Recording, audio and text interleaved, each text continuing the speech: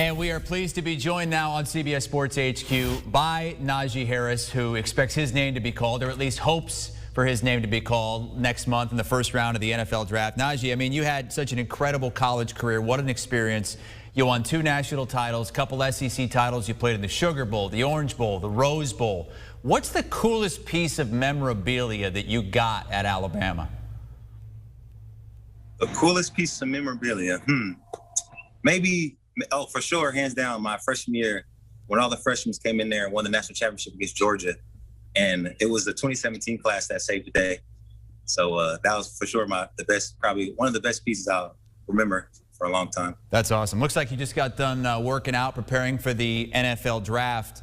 When you look at things and you look to the NFL and strive to be the next great running back, do you have an NFL comp that you really compare yourself to?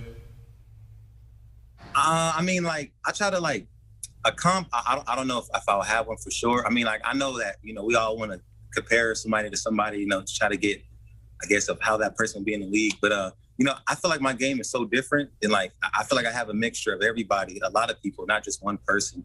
I can't name one person that, that it will be a good comp for me in the league. But, I love watching AP. AP is one of my favorite running backs.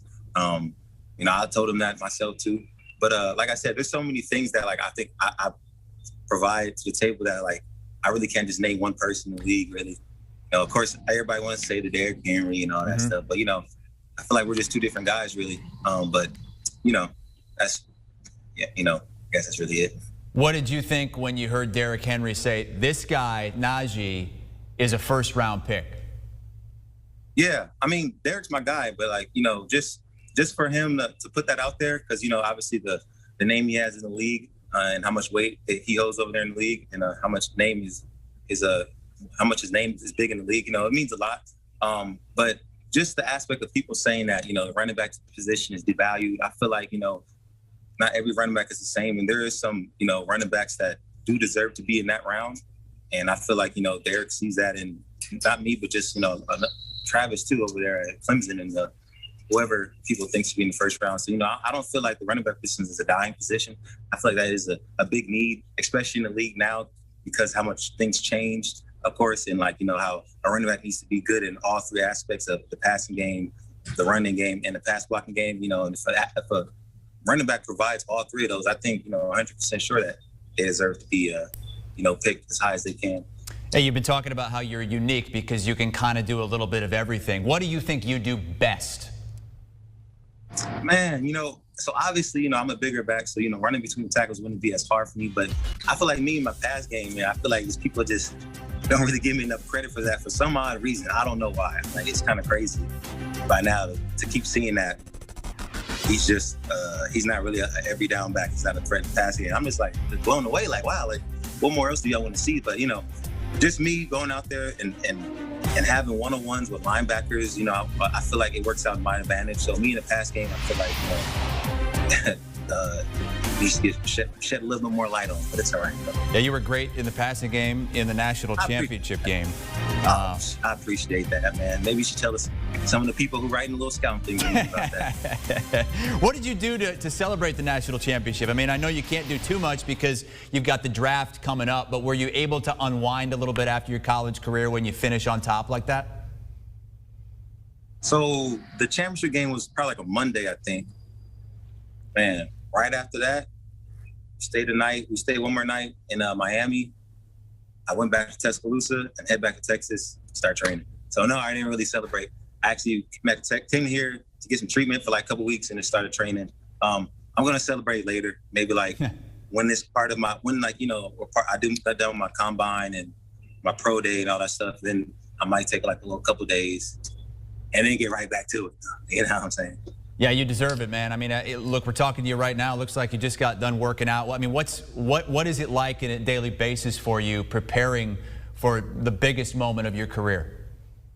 Yeah, man. I mean, it's not really stressful at all. Really, the only thing that's really stressful is doing a lot of these interviews. I mean, really, that's it. But like, other than that, like the training aspect, like I've been doing this part, like obviously my whole life. So it's not nothing too like big, I played in, big games like that. So this is obviously a big moment, but it's not, I feel like the person makes it as big as it really is. You're just going out there performing and being you. So I came here in Texas. I'm training. I'm calm.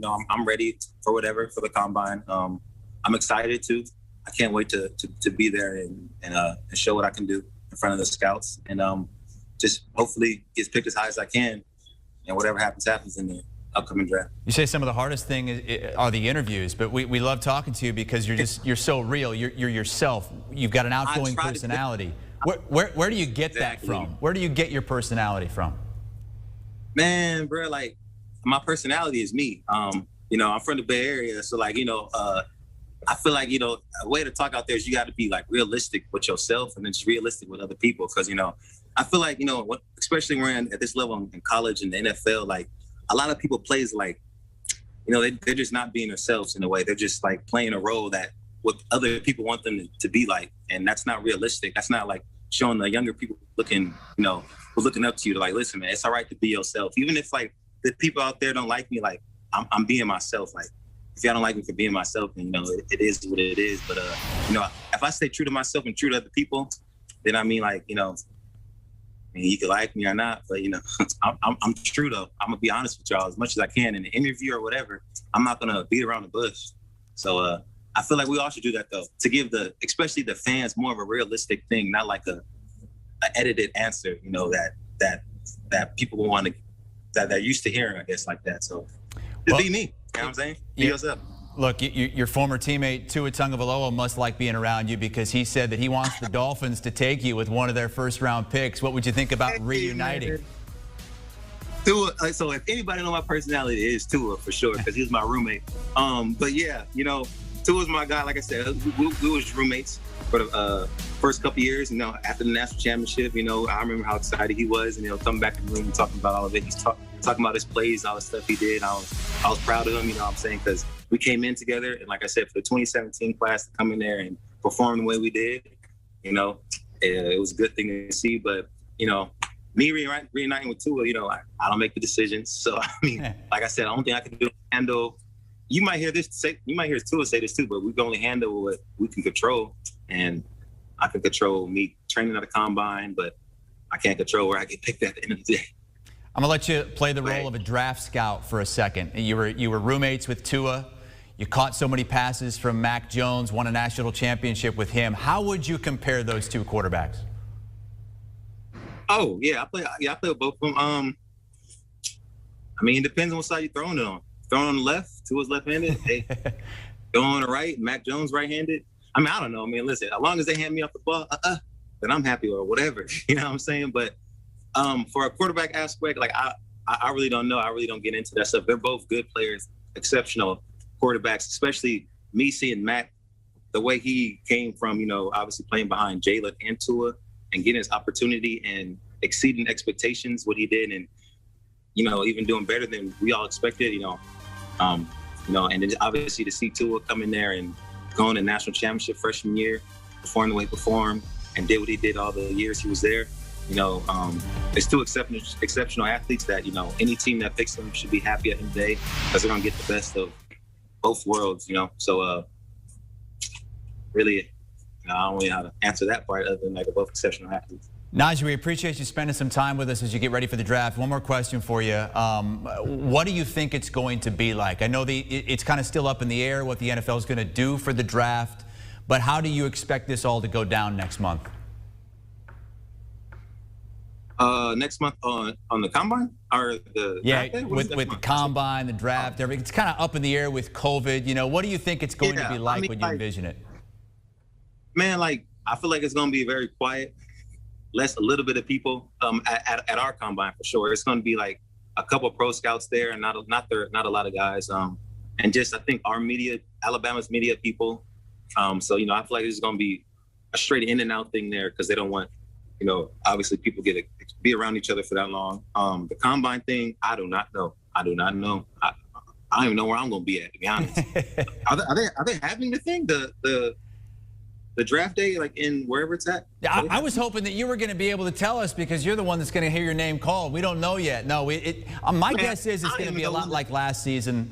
But we certainly hope you get to celebrate your great night. I don't even know what day the draft is right now, to be honest with you. I mean, we're getting told so many things like, okay, it's going to be here, it's going to be there. I mean, I thought we were supposed to go to Indianapolis for the medical combine, but that's canceled too. I don't know what's going on. I'm in the air just like, I don't know what's going on. Well, Najee, you seem like you're in a great mood, which is stunning considering what just happened to you. Just tell the viewers what you just did before you came on the air with us. Oh, my God. I was getting dry needling. Okay, so if y'all don't know that, it's these big-ass needles getting put in your hamstring. And this dude, Justin, is going to twirl it and keep twirling and go deeper in me. I'm like, dude, like, wait, pause.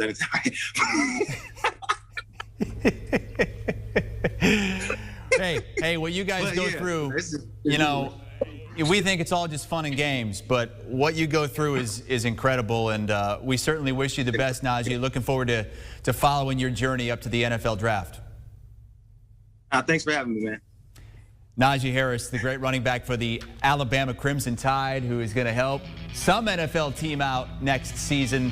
Harris, one of about 10 Alabama prospects who we expect to go pretty high in the draft. This is how it ranks on CBSSports.com. 10 players in the top 76 in the draft. Do you want a sports network that delivers everything that matters about the game? The highlights, the picks, the instant analysis, no yelling, no fake debates, no politics. Hit the subscribe button and never miss a moment.